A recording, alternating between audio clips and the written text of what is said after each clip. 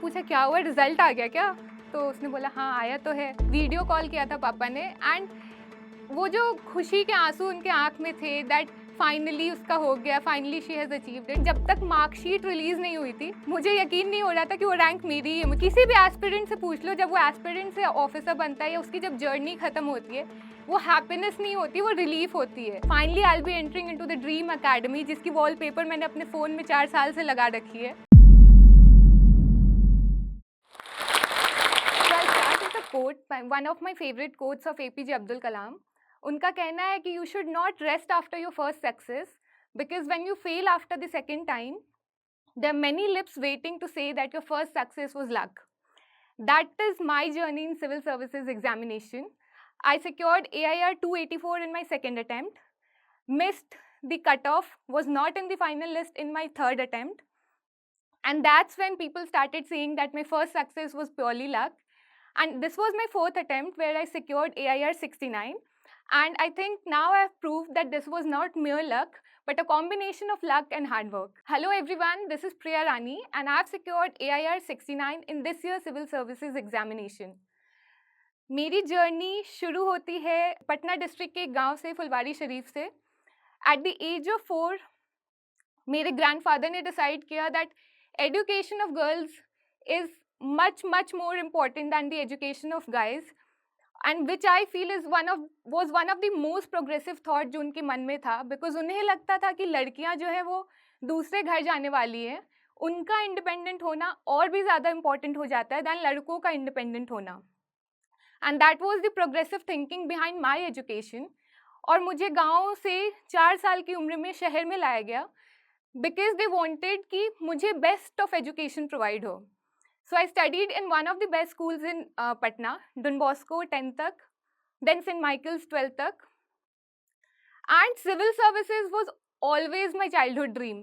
I think from 7th, 8th standard, I wanted to be a civil servant. I wanted to be an IAS officer. But because I come from a middle class background, हमें एक plan B चाहिए होता है. And that's why I went for my BTech, BIT Mestra Ranchi में. I did my electrical engineering from there.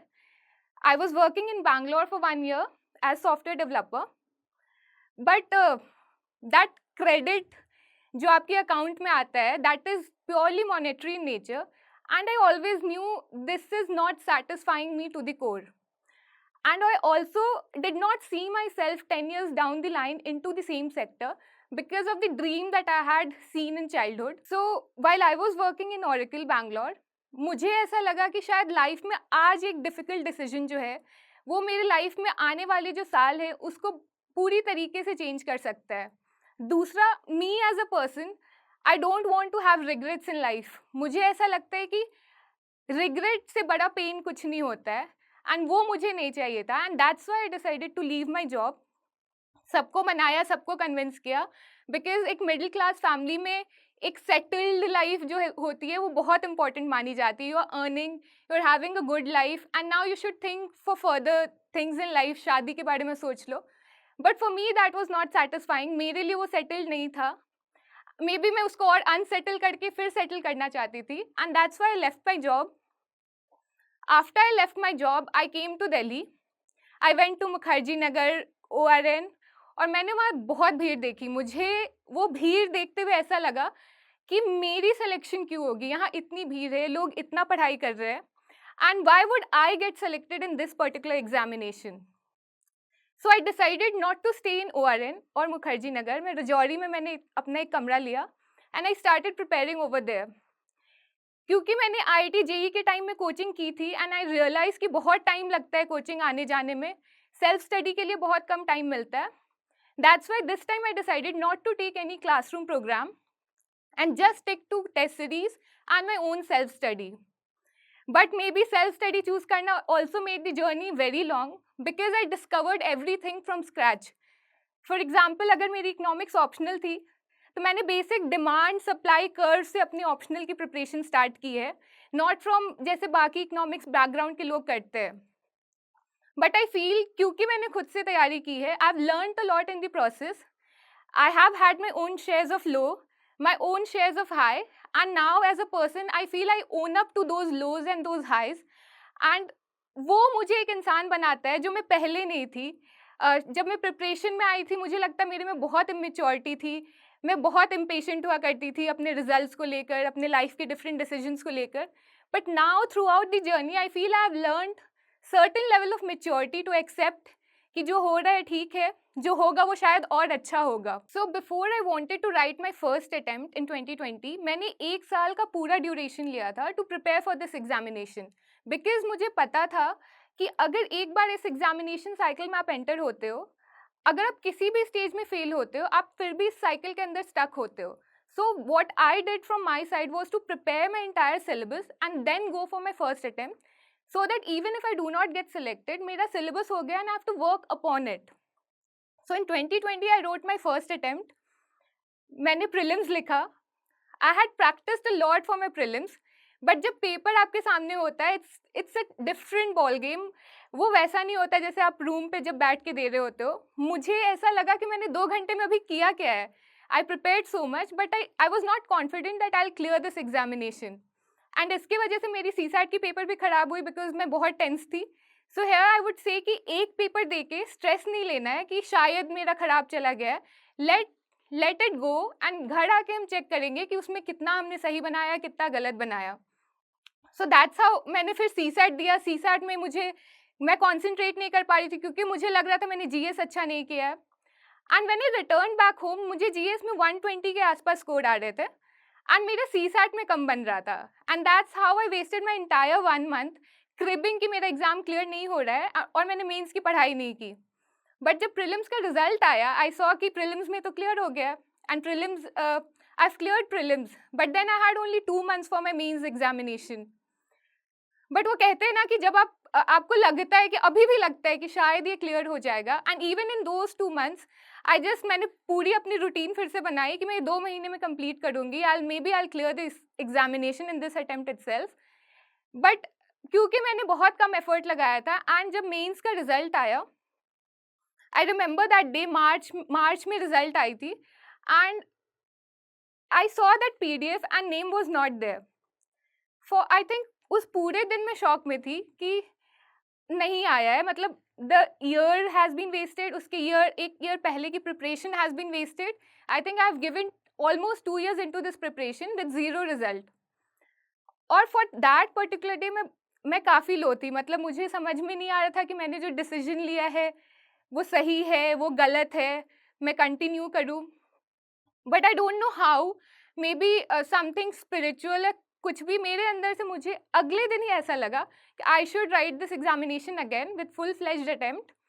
And I called my father. मैंने उनको बोला कि पापा आप टेंशन मत लो, मैं दुखी नहीं हूँ, I write this exam again and I feel I clear it in this attempt. So पापा को भी ऐसा लगा कि maybe she will try again, at least she is not going down in to the loop of sadness, she is ready to attempt it again. And फिर मैंने 2021 का attempt लिखा. But there is always a difference between the growing attempt. पहले attempt में आप जितने confident होते हो, your confidence level starts decreasing with every subsequent attempt. Self doubt आ जाती है आपको, अपने प्रिपरेशन स्ट्रैटेजी पे डाउट आ जाती है कि क्या मैं सही कर रही हूँ, am I going in the right direction. And I had though self doubt in the second attempt. Even though I was going to write prelims, I had that self-doubt. Even in mains, I had that self-doubt. But somehow the entire journey, maybe मैंने जो changes किए थे अपने strategy में, ethics paper में, essay paper में, optional में, those helped me to score really good marks in my mains. But I got a rank of 284 because मेरे interview score उस year अच्छे नहीं थे. I got only 162 in my interview that year, which has improved in my 4th attempt. That is also a journey that I would share later. I got a rank of 284 and best part ये है कि अभी तक किसी को मेरे अपनी family को छोड़ के किसी को नहीं पता था कि मैं सिविल सर्विसेज का एग्ज़ाम भी लिख रही हूँ. उनको यही पता था कि मैं बैंगलोर में हूँ, I am working there. And जैसे ही रिजल्ट आया everybody started asking when did she write the exam, when was she preparing. वो तो बैंगलोर में थी, किसी को नहीं पता था कि मैं दिल्ली में थी.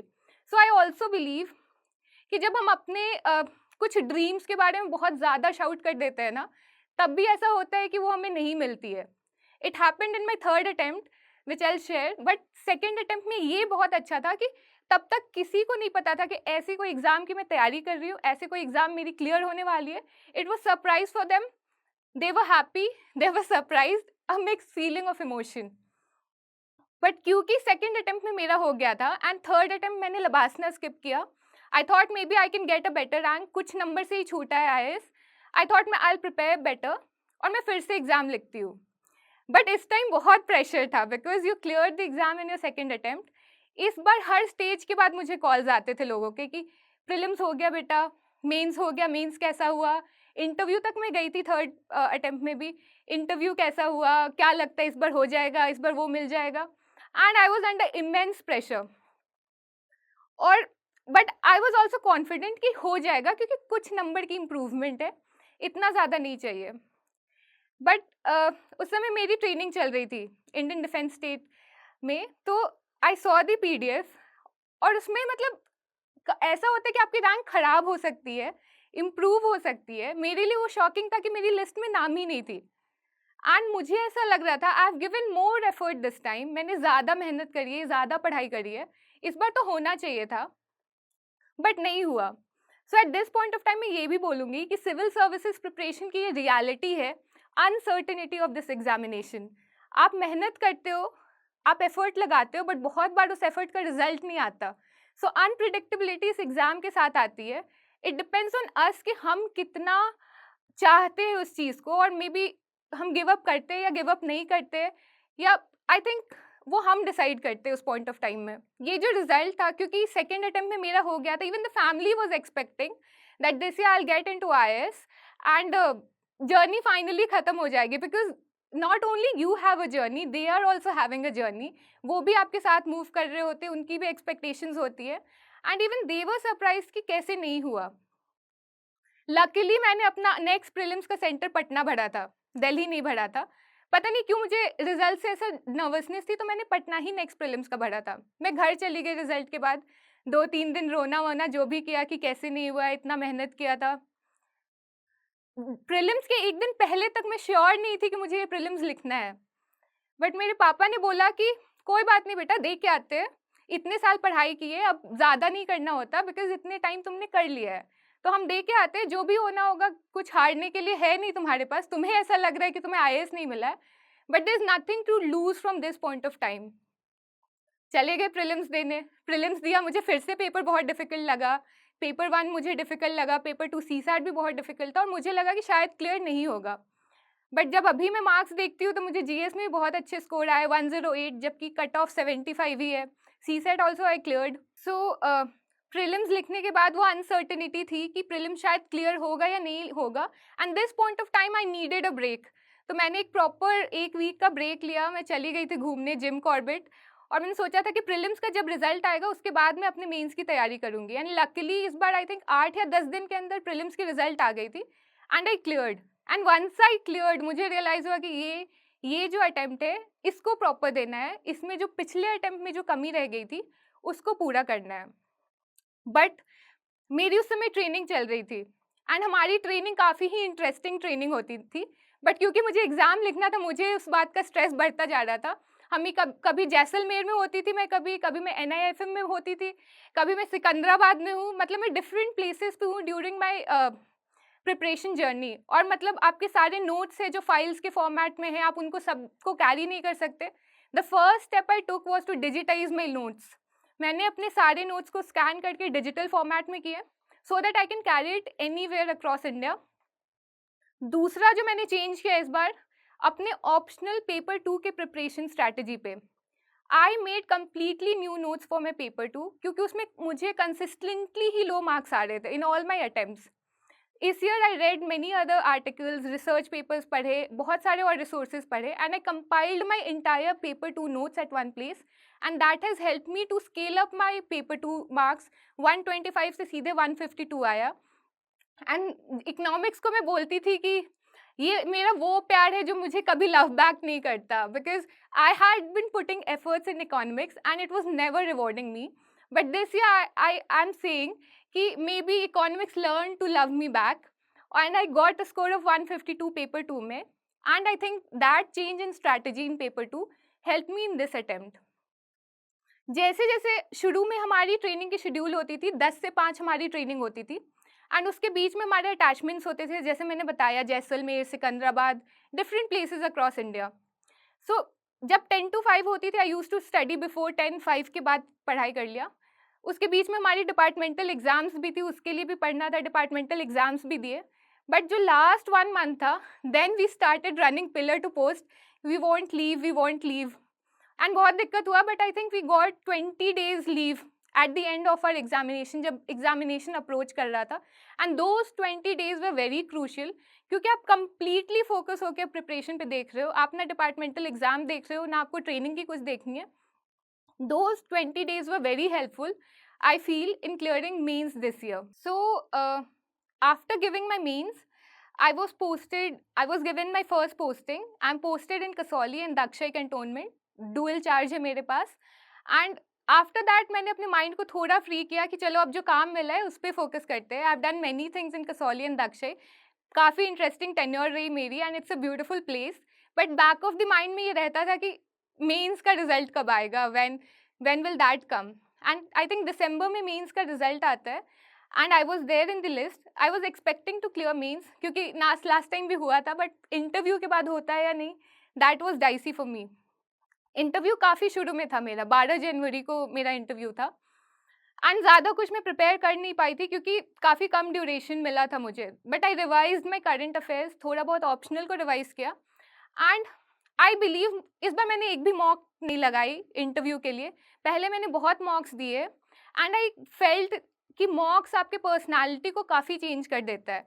The personality I naturally have, I feel वो मच बेटर है दैन मैं 15 मॉक्स दे देती थी, उसके बाद एक डिफरेंट पर्सनालिटी बाहर आती थी। So this year I decided not to give any mock. I decided to go direct in the interview. और उसका दूसरा रीज़न ये भी था कि I was already into the services. I was already interacting with people on daily basis. Meetings कर रही थी, पब्लिक से मिल रही थी. I felt कि मेरी पर्सनालिटी उससे भी काफ़ी डेवलप हो रही है and that which is much better for the interview. And I feel इस कारण से मेरी इंटरव्यू स्कोर इस बार बेटर हुई है, 162 to 193, because of the maturity जो मेरे आंसर्स में रिफ्लेक्ट हुई है, जो सेकेंड अटेम्प्ट में बिल्कुल नहीं थी, because I was very nervous, stakes were very high. इस ईयर स्टेक्स बहुत हाई नहीं थे क्योंकि मैं ऑलरेडी सर्विस में थी। आई कुड रिमेन काम इन my entire interview process. Interview के जो क्वेश्चंस थे फॉर मी स्पेशली, वो मेरे सर्विस से रिलेटेड काफ़ी क्वेश्चंस आए थे। उसमें इंडियन डिफेंस स्टेट सर्विस, उसमें अभी एक्ससिजन रिलेटेड मैटर चल रहा है for merging of cantonment into the civil area of municipalities. उससे रिलेटेड क्वेश्चंस मुझसे पूछे गए थे कि प्रोसेस में डिले क्यों है, ये सर्विस क्या करती है, रोल्स क्या है इसमें। Apart from that general studies के क्वेश्चंस पूछे गए थे, पॉलिटी से कुछ क्वेश्चंस होंगे, न्यूज़पेपर में जो करंट आ रहे थे उससे रिलेटेड क्वेश्चंस थे। कुछ क्वेश्चंस मेरे पुरानी कंपनी से भी थे, ऑरिकल से थे। बहुत क्वेश्चन जो थे वो मुझे नहीं आता था, जैसे टर्नओवर क्या है ऑरिकल की, अभी वो क्या कर रही है, and I was not very much aware about it. And मैंने बहुत पोलाइटली बोल दिया कि I am sorry sir, I am not aware about it, I haven't read about it. And I feel कि अगर आपको क्वेश्चन के आंसर्स नहीं आते हैं, just be honest and say that sorry I don't no, because कोई भी इंसान ऐसा नहीं है जिसको सब कुछ आता है इस दुनिया में, उन्हें भी नहीं आता and they respect that fact that you are honest about it. So 2-3 questions थे जिसमें मैंने बोला था कि I don't know this answer, I am not aware about it. एक जो बहुत लाइट मोमेंट था मेरे इंटरव्यू में, एक पैनलिस्ट ने मुझसे पूछा था कि Shreya just tell me one question that you thought that the interview panel would ask you but we did not ask it. मैंने सोचा थोड़ी देर, फिर मैंने बोला सर मैंने इतनी प्रिपरेशन नहीं की है बिकॉज बहुत कम टाइम थी, so I haven't predicted much question for the interview, but sir insisted that I will give you 2 minutes, please think about it and tell me one question. And I feel that question was testing my presence of mind in the examination. I took few seconds and then I smiled back and said to sir, maybe introduce yourself could have been a question.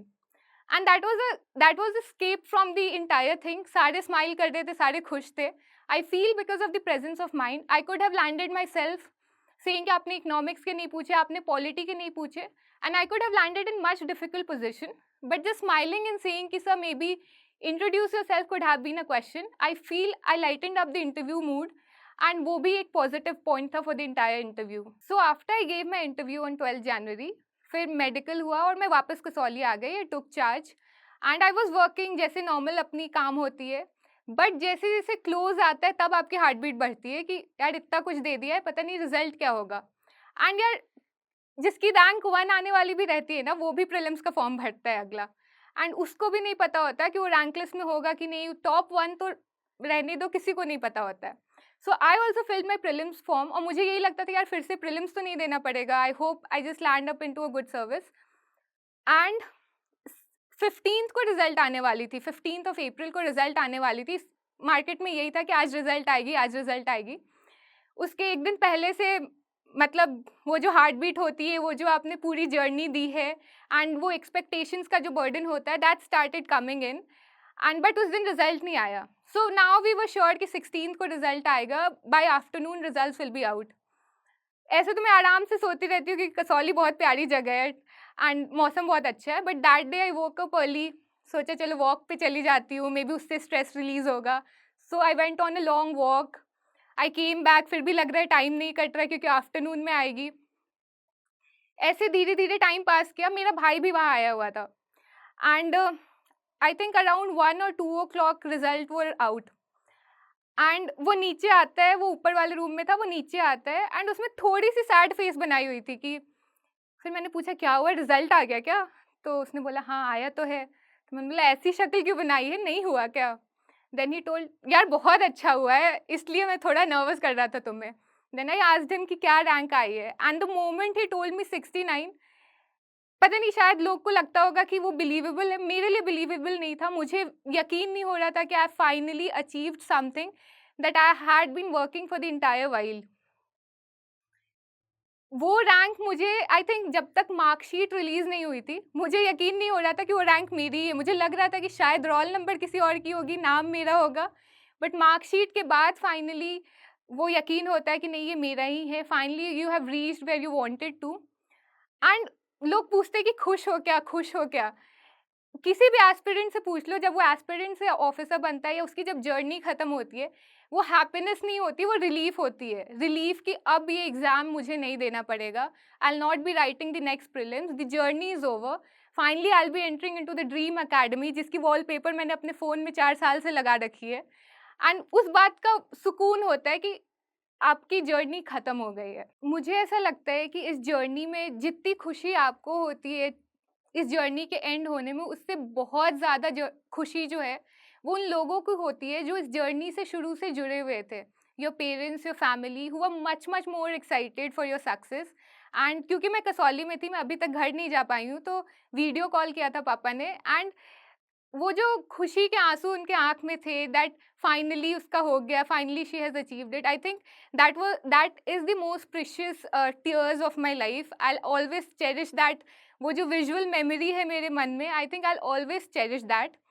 And मैं aspirants को यही बोलना चाहूँगी कि इस exam में success से ज़्यादा फेलियर है, even at different stages, even in final result. So if you're really passionate about it, you give certain good attempts in this examination.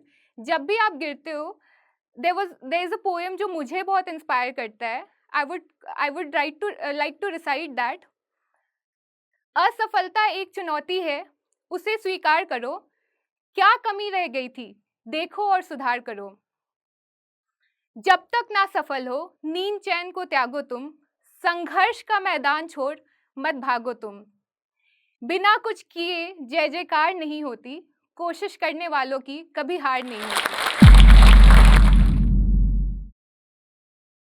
Hello aspirants, हम में से बहुतों का सपना है आईएएस ऑफिसर बनना, लेकिन ये जर्नी बहुत महंगी है और इसीलिए बहुत एस्पिरेंट्स ने जोश से रिक्वेस्ट किया कि क्या जोश टॉक्स एस्पिरेंट्स को हेल्प कर सकते हैं फाइनेंशियली उनकी इस जर्नी में। तो इसलिए जोश टॉक्स ने कांटेक्ट किया इंग्लिश मीडियम के लिए केएसडी आईएएस के खान सर को। हमने शायद इनका नाम तो सुना ही होगा। खान सर और केएसडी आईएएस की तो इंट्रोडक्शन ही देने की जरूरत नहीं है। देश के सबसे जाने माने और रिस्पेक्टेड इंस्टीट्यूट्स में से है केएसडी।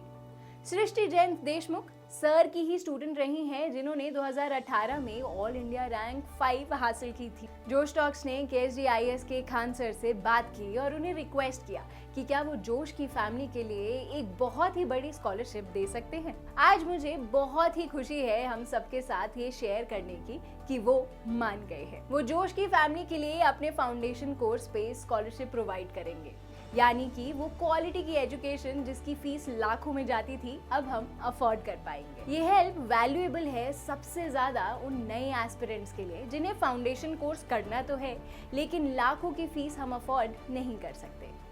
KSGIS का फाउंडेशन कोर्स जो 1,20,000 का है वो जोश फैमिली को अब 50,000 to 70,000 में मिल सकता है। जोश टॉक्स ये जानता है कि अभी भी ये फीस 50,000 और 70,000 हम में से बहुत युवाओं के लिए बहुत ही ज़्यादा है और इसीलिए जोश टॉक्स हमें और हेल्प करने के लिए 2 चीज़ें कर रहा है।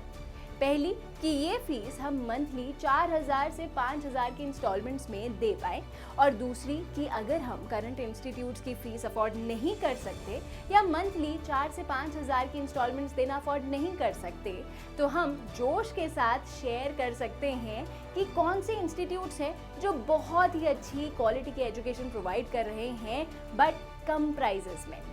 जोश इन इंस्टीट्यूट्स को अगले कुछ महीनों में कांटेक्ट करेगा और कोशिश करेगा कि ये इंस्टीट्यूट्स भी मान जाएं जोश की फैमिली को एक बहुत बड़ी स्कॉलरशिप देने के लिए। तब तक जोश फैमिली मेंबर्स की ये स्कॉलरशिप पाने के लिए हम नीचे दिए गए गूगल फॉर्म को फिल कर सकते हैं। जब आपको कॉल आए तो प्लीज़ ये मेंशन करना मत भूलना कि आप जोश फैमिली के पार्ट हैं ताकि आपको ये स्कॉलरशिप मिल पाए। जोश टॉक्स को बहुत गर्व है कि अब एस्पिरेंट्स को जोश सिर्फ कहानियों से नहीं बल्कि असलियत में फाइनेंशियली सपोर्ट कर पा रहा है। जोश टॉक्स का सपना कभी भी सिर्फ टॉक्स बनाना नहीं था।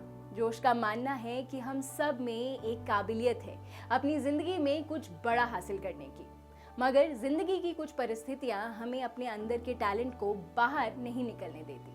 लेकिन अब कम से कम हमारी फाइनेंशियल स्थिति हमें अपने IAS बनने के सपने से रोक नहीं सकती। जोश टॉक्स एक बड़े भाई या बहन की तरह हर वक्त हम सबको जिंदगी में आगे लेके जाने के प्रयास में लगा रहेगा। आप बस जाके अपना 100% दीजिए, एक भी दिन जाया ना होने दे, बाकी जोश संभाल लेगा। जय हिंद।